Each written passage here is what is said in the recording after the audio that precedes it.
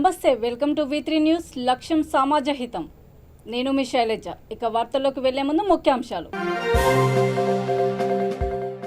ఆదిలాబాద్ ఉమ్మడి జిల్లాలో నిండు కుండలను తలపిస్తున్న చెరువులు, కుంటలు. నిర్మల్ జిల్లా వ్యాప్తంగా జనజీవనం అస్తవ్యస్తం.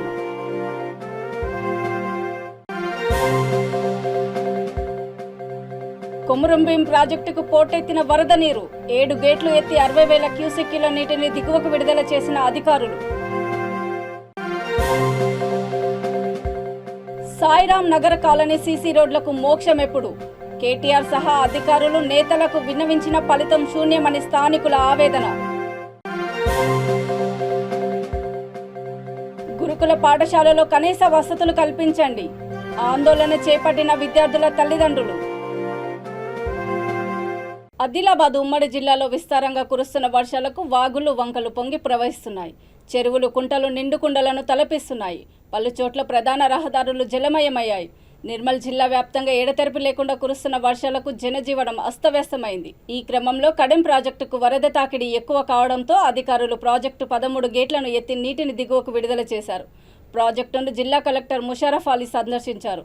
ఈ సందర్భంగా ఆయన మాట్లాడుతూ భారీ వర్షాలకు జిల్లాలోని ప్రాజెక్టులన్నీ పూర్తిగా నిండిపోవడంతో గేట్ల ద్వారా నీటిని వదులుతున్నామని అన్నారు. ప్రజలందరూ సురక్షిత ప్రాంతాల్లోనే ఉండాలని ఆయన సూచించారు. కాగా శ్రీరామ్ సాగర్ ప్రాజెక్టు 9 గేట్లు ఎత్తి 25,000 క్యూసెక్కుల నీటిని గోదావరిలోకి విడుదల చేశారు.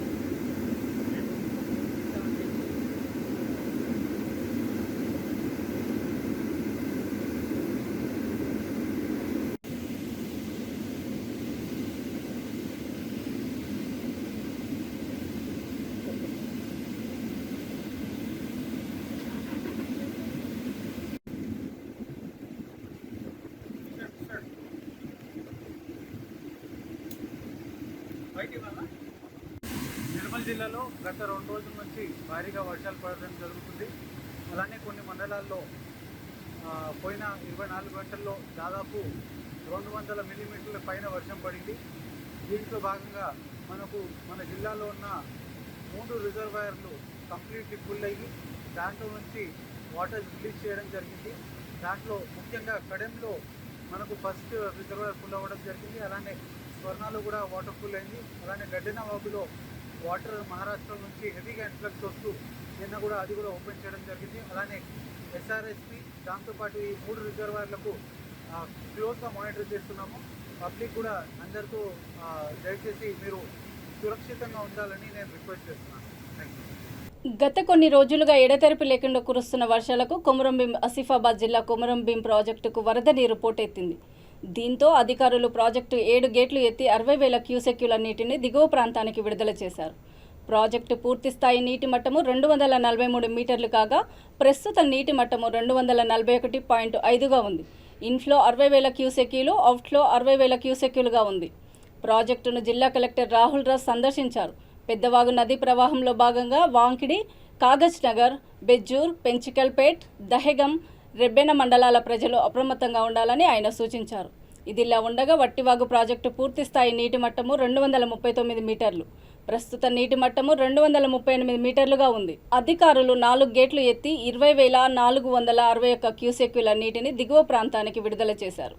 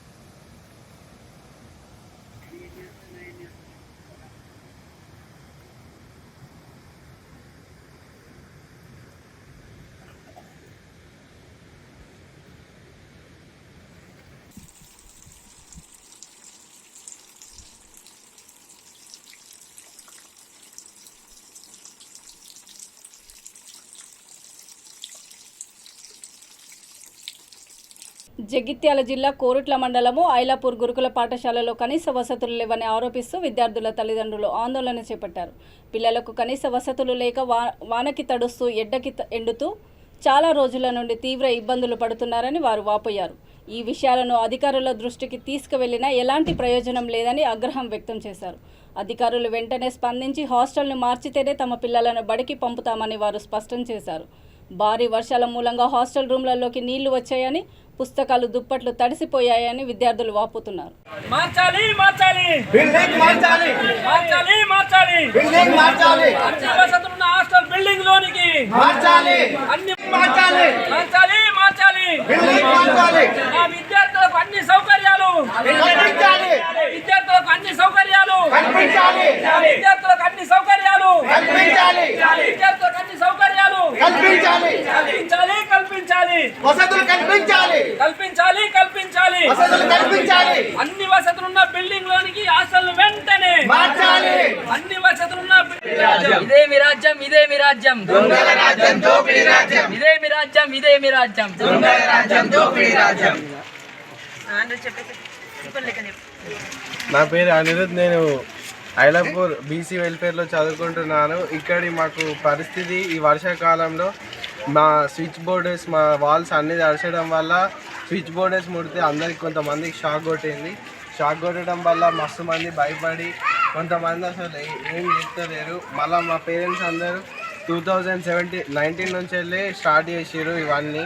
కానీ ఏ రాజకీయం అన్నీ ఆపుతుర్రు, అయిపోతుంది. ప్లస్ మళ్ళా మేము ఎన్ని చేసినా ఎంత చేసినా కానీ మాకు అసలు ఎవరు స్పందించడం లేదు. ఇప్పుడు బిల్డింగ్ ఇద్దామని ముందటికి వచ్చినా కానీ మాకు ఇక్కడ నుంచి జరగనిస్తలేరు. ఎలక్ట్రానిక్ మీడియాకు ప్రింట్ మీడియాకు అందరికీ నమస్కారం. మేము ఈరోజు ఇక్కడికి రావడం ఎందుకంటే మేము గత 3 సంవత్సరాల నుంచి 2019-20 నుండి మా పిల్లలకు కనీస సౌకర్యాలను కొట్లాడుతూ ఉన్నాము. కానీ ఇప్పటి వరకు మాటలు చెప్తున్నారు, ఆర్డర్ కాపీ చేస్తామని చెప్పేసి, బిల్డింగ్ చూడమని చెప్పేసి కలెక్టర్ గారు చెప్పారు, మరియు మల్లయ్యపాటి సెక్రటరీ గారు చెప్పారు, ఆర్సీఓ గారు చెప్పారు. దానికి మేము తల్లిదండ్రులుగా కలిసి చాలా బిల్డింగ్లు వెతికితే ఒక బిల్డింగ్ దొరికింది. ఆ బిల్డింగ్ను మళ్ళీ మేము కలెక్టర్ గారికి చెప్పాము, సార్ ఇక్కడ బిల్డింగ్ ఉంది అని చెప్పేసి. ఇప్పుడు మారుస్తాం అప్పుడు మారుస్తాం అని 15 రోజుల నుండి ఇప్పటి వరకు బిల్డింగ్ మార్చడం లేదు. పిల్లలు వానలో తడిసిపోతూ వాళ్ళ బుక్స్ తడిపోతున్నాయి. అసలు ఉండడానికి ఎంత అంటే వాళ్ళు పండుకోవడానికి నేల మీద వండుకున్నామంటే ఆ నేల మొత్తం తడిసిపోతుంది చల్లొచ్చి. ఆ డోర్లు లేవు, ఏం లేవు. ఆ తడిసిపోతే ఆ పిల్లలు ఆ తడిసి జ్వరాలు వస్తున్నాయి. కాబట్టి వెంటనే మాకు రేపే ఆర్డర్ కాపిస్తామని ఈరోజు కూడా సెక్రటరీ గారు చెప్పడం జరిగింది. కానీ ఇలా చెప్తూ 15 రోజులు అవుతుంది. 15 రోజుల నుంచి రోజు రేపు అంటారు కానీ ఆర్డర్ కాపీ ఇవ్వడం లేదు. ఆర్డర్ కాపీ ఇవ్వాలి. ఆర్డర్ కాపీ ఇస్తూ మీరు ఎప్పుడైతే కొత్త బిల్డింగ్లోనికి పిల్లల్ని తీసుకొని రమ్మని అంటేనే మా పిల్లల్ని తీసుకొని వస్తాం. అందుగురించే ఇవాళ మేము తల్లిదండ్రులం అందరం కలిసి పిల్లల యొక్క బాక్సులు బట్టలు అన్నీ తీసుకొని పోయి ఇంటికి పోవడం జరుగుతుంది. రేపు మాకు ఆర్డర్ కాపీ ఇచ్చి వెంటనే మాకు కొత్త బిల్డింగ్లోకి మీ పిల్లల్ని తీసుకొని రమ్మని అంటేనే మా పిల్లల్ని తీసుకొని ఆ బిల్డింగ్లోకి వస్తాం. నా పేరు సిహెచ్ రిషికేష్. నేను 10th క్లాస్ చదువుతున్నాను ఐలాపూర్ స్కూల్ నుండి. అయితే మా స్కూల్లో గ్రౌండ్ లేదు, బెడ్స్ లేవు, బెంచెస్ లేవు. ఈరోజు వర్షం కొట్టింది, మా గోడల నుంచి వాటర్ వచ్చి మా బుక్స్ తడిచిపోతున్నాయి, మా ప్రాజెక్టులు తడిచిపోతున్నాయి. అసలు మాకు మార్క్స్ పడట్లేదు. ఇది ఏంటంటే వర్షం కొట్టి మొత్తం ఇట్లా అవుతుంది. మా గ్రౌండ్ లేదు, డైనింగ్ హాల్ లేదు, అసలు ఏం లేవు. కొన్ని సంవత్సరాల నుండి మా పేరెంట్స్ మస్తు పోరాటం చేస్తున్నారు, అయినా స్పందిస్తలేరు వారు. ఇప్పుడు మీకు ఏం కావాలి? ఇప్పుడు మాకు వేరే స్కూల్కి సెండ్ చేస్తేనే మేము మళ్ళీ వస్తాం.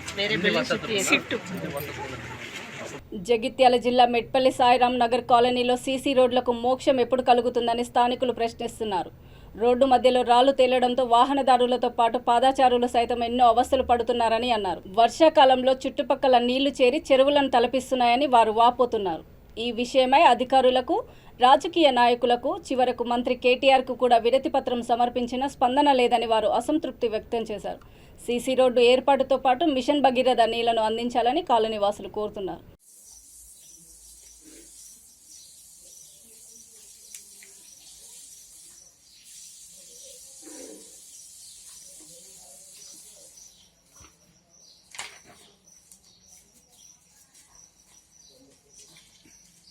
మా ఇంట్లో చిన్న చిన్న పిల్లలు ఉన్నారు. వారి యొక్క మేము చేసిన సంపాదన అంతా పిల్లలకే పోతున్నది. మేము చేసిన సంపాదన అంతా మేము డైలీ మేము ప్రైవేట్ స్కూల్లో పనిచేసుకునే మేము టీచర్లకు మా యొక్క పనిచేసిన మా యొక్క జీత భత్యాలని మా చిన్న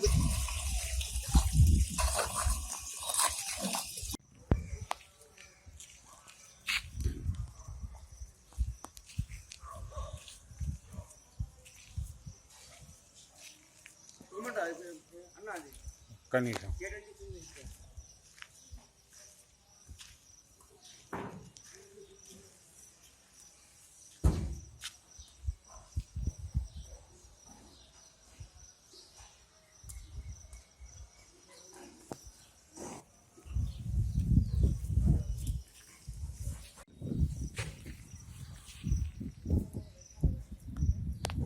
అయ్యా నమస్కారము. మీడియా ప్రతినిధులు తెలియజేయమనగా ఈ కాలనీ ఏర్పడి 2010 నుంచి ఇక్కడ కాలనీ ఏర్పడింది. కాలనీ ఏర్పడి ఇప్పటి వరకు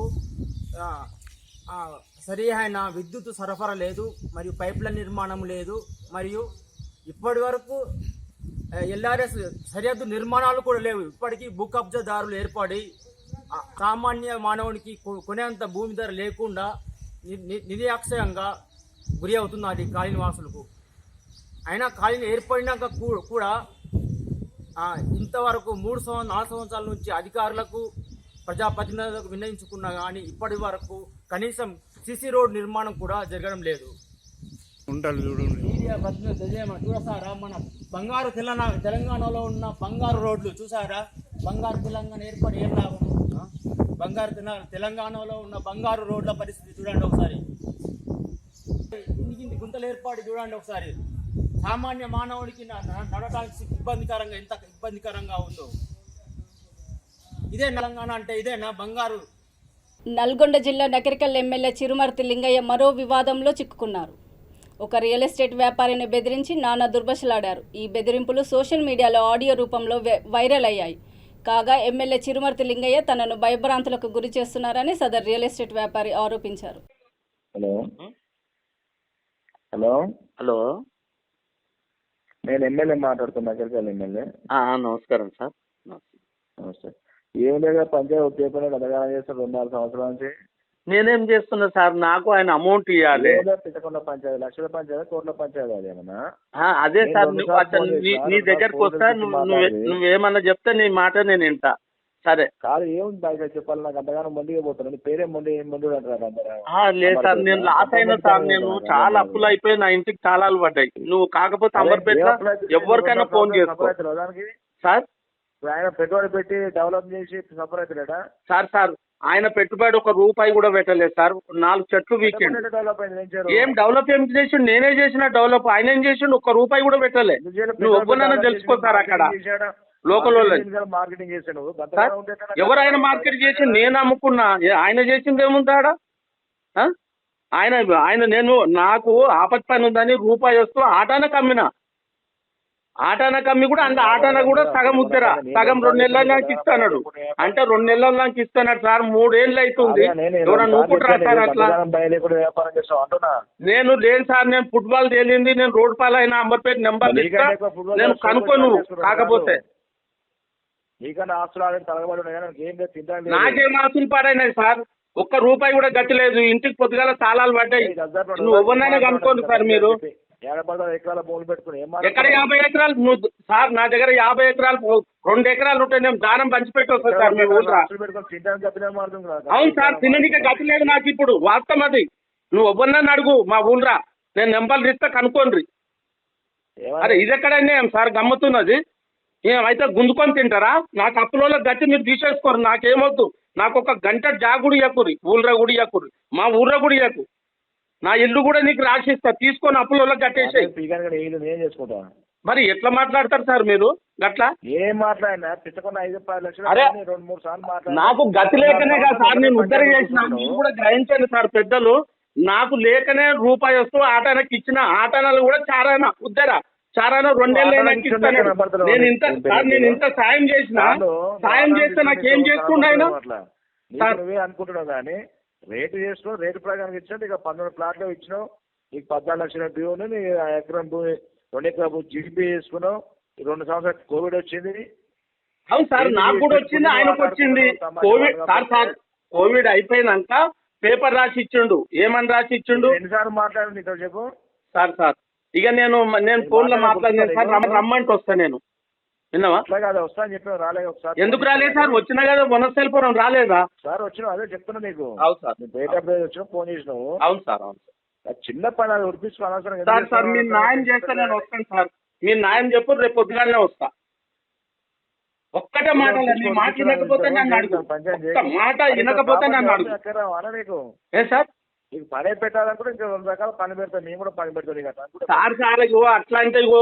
ఎవరిది ఇది ఉంటే అట్లా ఉంటుంది సార్ అట్లా మాట్లాడొద్దు మీరు పెద్దలు అంటే మీ చేతిలో అధికారం ఉందని నన్ను తొక్కేసి గుంజుకుందామని అనుకుంటారా ఎట్లా ఆస్తి విషయం పట్టదు అంటున్నా ఎందుకు సార్ పని కావాలని పెట్టిస్తాను మీకు ఏం పెద్ద పని ఏమన్నా అరే కాదు సార్ అయ్యో పెద్ద పని అని నేను అంటున్నానా చేస్తే 2 సార్లు చెప్పి నీకు మాట్లాడుతున్నావు కదా చిన్న పంచాయతీ చెప్పలేకుండా చిన్న పంచాయతీ అరే నాకు తిండికి గతి లేదు సార్ నువ్వు నమ్మకో నువ్వు ఏ గుళ్ళు అయినా ప్రమాణం చేస్తా నాకు తిండికి గతి లేదు నేను రోడ్ పాలు అయినా విన్నారా సార్ నా తినరా మీరు ఆయనదే తింటారా మొత్తం ఇక అమ్ముకొని 70 లక్షలు సంపాదించుకున్నాడు నా తప్ప ఆయన తప్ప అది లెక్క చూసినాక నన్ను గుద్దలేదాన్ని 70 లక్షలా 70 లక్షల అక్షరాలు నేను చూపిస్తా ఈ 12 ప్లాట్ల మీద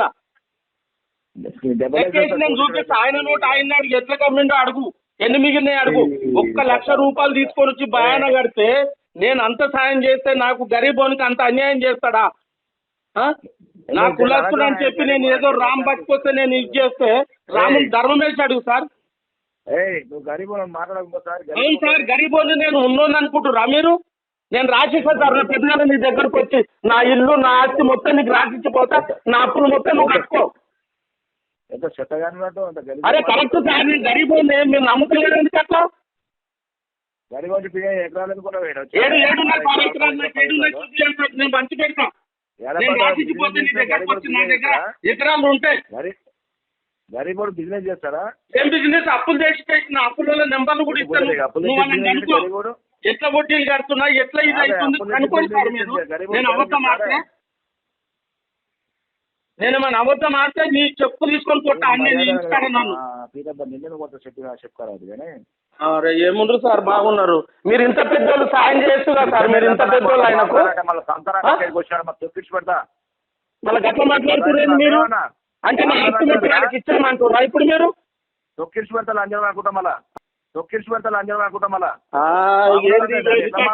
మాట్లాడుతున్నావు ఏంటది పద్ధతేనా నేను సీఎం దగ్గర అనుకుంటా నీ అమ్మర్పేటకు వచ్చి అనుకుంటా నీ అమ్మర్పేటకు వచ్చి రండి సార్ రండి నేను ఏం తప్పు చేస్తున్నా యాదాద్రి భువనగిరి జిల్లా వలిగొండ ఆగ్రోస్ రైతు సేవా కేంద్రంలోని ఎరువుల దుకాణంలో గుర్తు తెలియని దొంగలు చోరీకి పాల్పడ్డారు. కొంత నగదును అపహరించుకొని పారిపోయారు. ఎస్ఐ పెండ్యాల ప్రభాకర్ తెలిపిన వివరాల ప్రకారము దుకాణం యజమాని గుంటుపల్లి తిరుపతిరావు రాత్రి 8 గంటల సమయంలో షాప్నకు తాళం వేసి ఇంటికి వెళ్లాడు. ఉదయం వచ్చి షాప్ తెరవగా నగదు చోరీకి గురి అయినట్లు అనుమానం వచ్చి పోలీసులకు ఫిర్యాదు చేశాడు. క్లూస్ టీంని రప్పించి ఫింగర్ ప్రింట్ని సేకరించి కేసు నమోదు చేసి పోలీసులు దర్యాప్తు చేపట్టారు.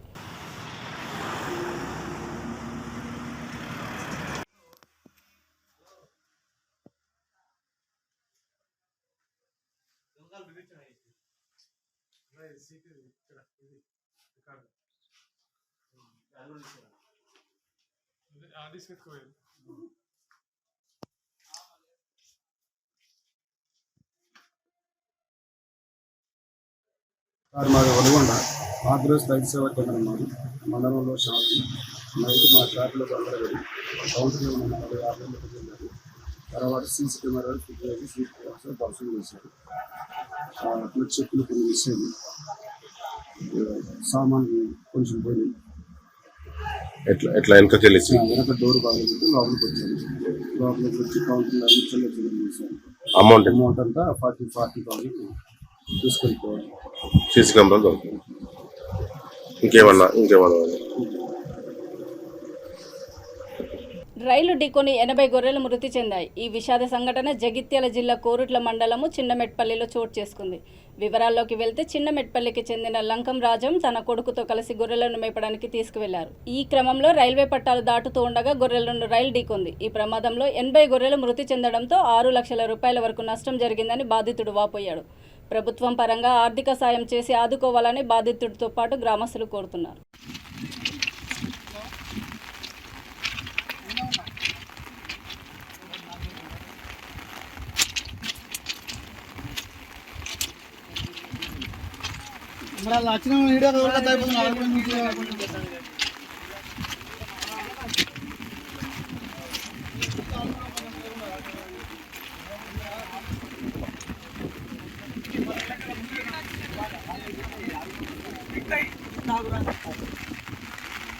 టీడీపీ అధినేత చంద్రబాబు నాయుడు జనసేన అధ్యక్షుడు పవన్ కళ్యాణ్పై ఎంపీ మోపిదేని వెంకటరమణారావు తీవ్ర స్థాయిలో మండిపడ్డారు. బాపట్ల జిల్లా రేపల్లెలో ఆయన మీడియాతో మాట్లాడుతూ చంద్రబాబు నాయుడు రాసిచ్చిన స్క్రిప్ట్ చదవడం పవన్ కళ్యాణ్ మానుకోవాలని హితవు పలికారు.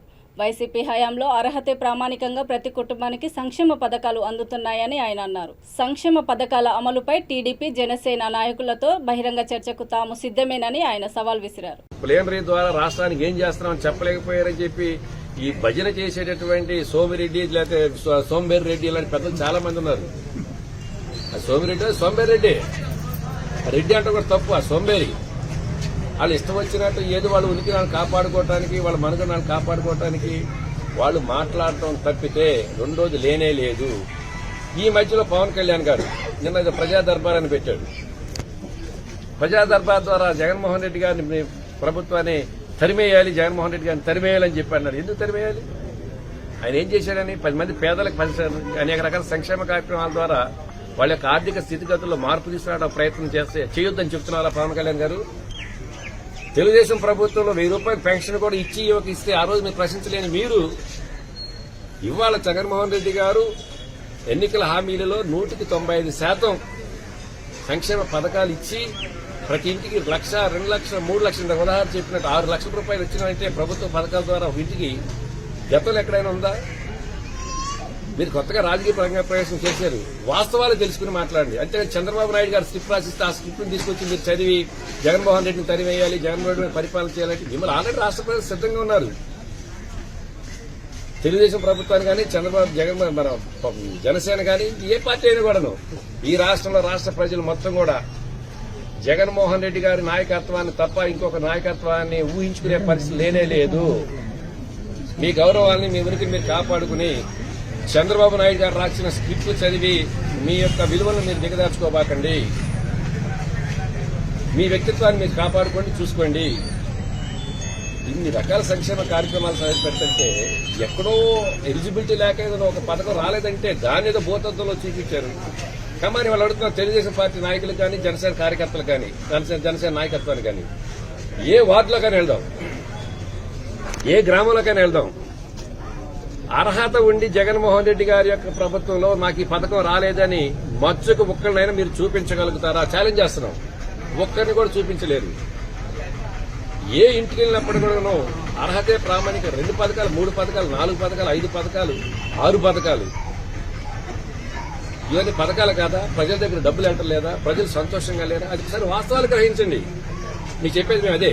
కాబట్టి ప్రతిపక్ష నాయకులు అందరూ కూడా మీ ఉనికిని కాపాడుకోవటానికి, మీ మనుగడను కాపాడుకోవటానికి మీరేదో మాట్లాడుతున్నారు తప్పితే వాస్తవాలకు ఏ విధంగా మాట్లాడుతున్నారు. రాష్ట్ర ప్రజలు 2024లో మరొక మారు జగన్మోహన్ రెడ్డి గారిని ముఖ్యమంత్రిగా చూడటానికి, ముఖ్యమంత్రిగా చేయడానికి ఇవాళ సిద్ధంగా ఉన్నారని చెప్పేదానికి నిదర్శనం నిన్న జరిగినటువంటి. సంగారెడ్డి జిల్లా పటాన్ చెరువు పాషమైలారంలో ఏఎల్పీఎల్ఏ పరిశ్రమలో నూతనంగా ఏర్పాటు చేసిన మౌల్డ్ షాపు డ్యూయల్ ఎడ్యుకేషన్ సెంటర్ను మంత్రి కేటీఆర్ ప్రారంభించారు.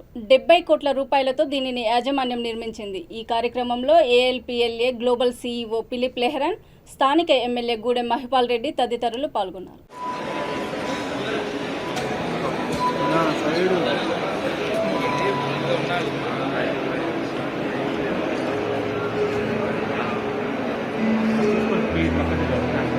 Dignitaries to please walk towards the stage. Ms. Katrina Weiser, Ambassador of Republic of Austria to India.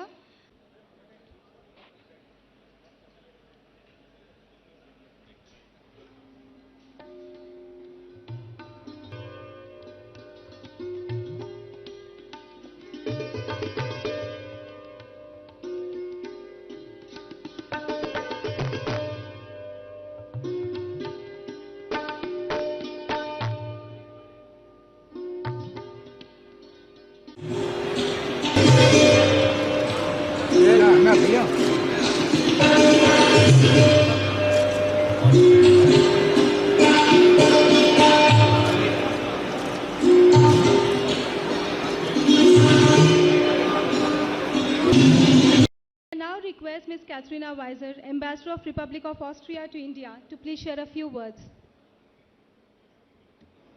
We have also received global awards and recognition for supporting employment of differently able. For all the amazing work we are doing in Telangana and in India, I will publicly acknowledge the tremendous dedication. ఇక వార్తలు ముగించే ముందు ముఖ్యాంశాలు మరోసారి. ఆదిలాబాద్ ఉమ్మడి జిల్లాల్లో నిండు కుండలను తలపిస్తున్న చెరువులు, కుంటలు. నిర్మల్ జిల్లా వ్యాప్తంగా జనజీవనం అస్తవ్యస్తం.